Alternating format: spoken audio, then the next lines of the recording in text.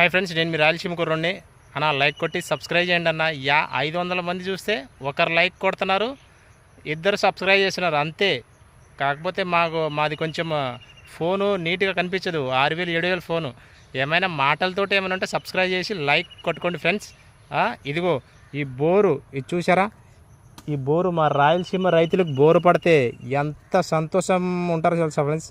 పట్టలేనంత సంతోషం.